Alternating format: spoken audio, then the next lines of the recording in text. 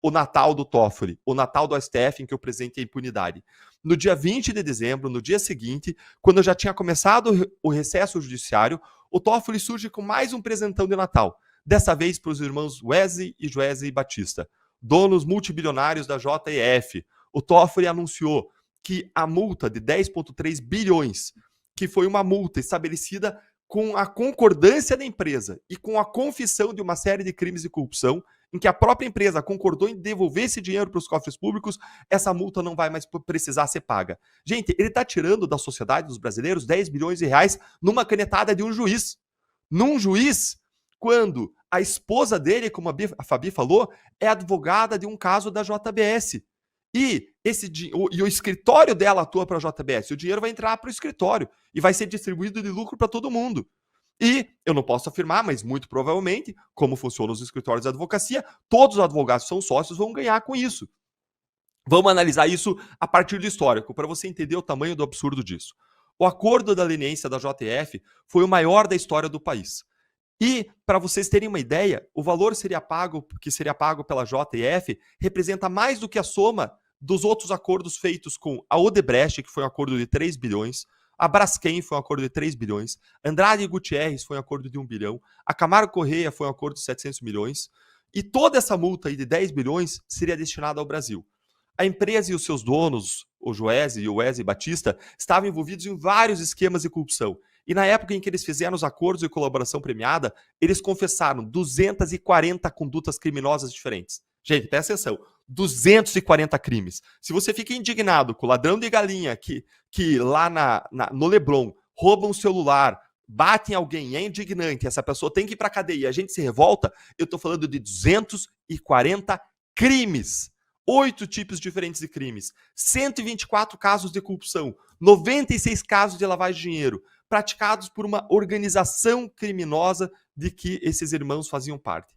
E eles se livraram das penas que iam até 400 anos de prisão ou até mais de 2.000 anos de prisão, se livraram fazendo um grande acordo com o Ministério Público Federal de Brasília, porque esse acordo ia permitir você processar e investigar uma série de corruptos, muitos políticos, agentes públicos que receberam propinas.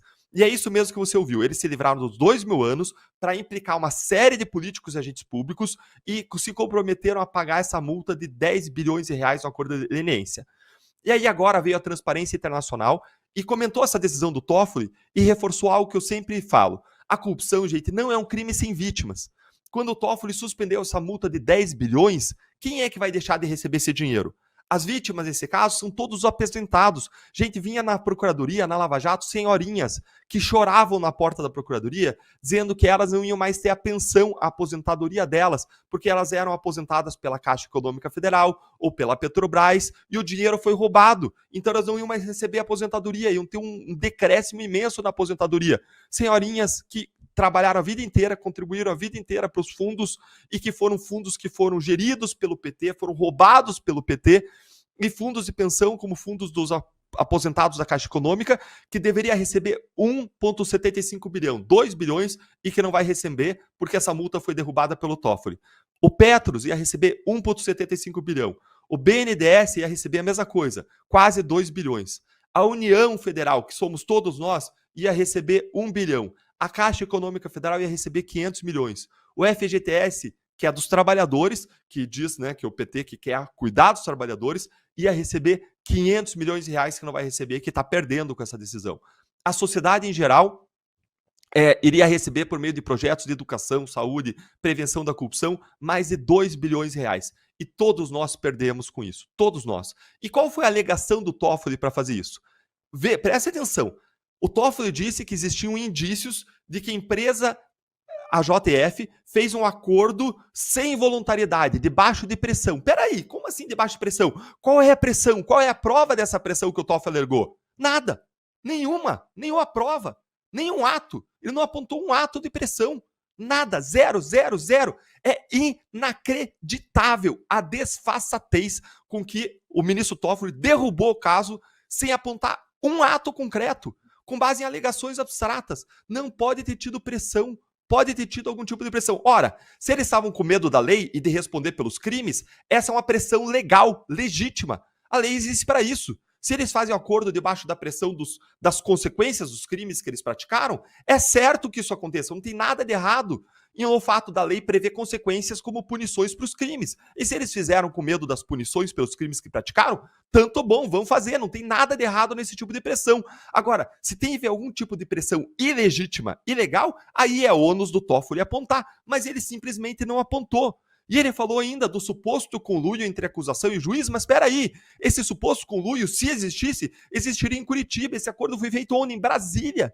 Então vejam a falta de lógica da argumentação, a falta de embasamento. E se isso não te embrulha o estômago, você ainda não entendeu o que está acontecendo. Isso é você que vai sofrer, sou eu, porque essa mesma falta de lógica que é aplicada nesse caso, é aplicada em todos os outros casos que estão sendo anulados pelo Supremo Tribunal Federal para que a corrupção e a impunidade continuem a imperar no nosso país. Nós não queremos viver num país de corrupção e de impunidade, mas é isso que vai acontecer enquanto esse STF que nós temos aí não for confrontado por um Senado. É isso que vai acontecer enquanto a gente não encher o Senado de gente boa para confrontar o Supremo e para limitar os abusos que são praticados, tanto nos casos do 8 de janeiro, quando o Estado está se excedendo e praticando imensas injustiças, como também nos casos de corrupção, quando eles garantem a blindagem do sistema político e dos corruptos que nos roubam há décadas.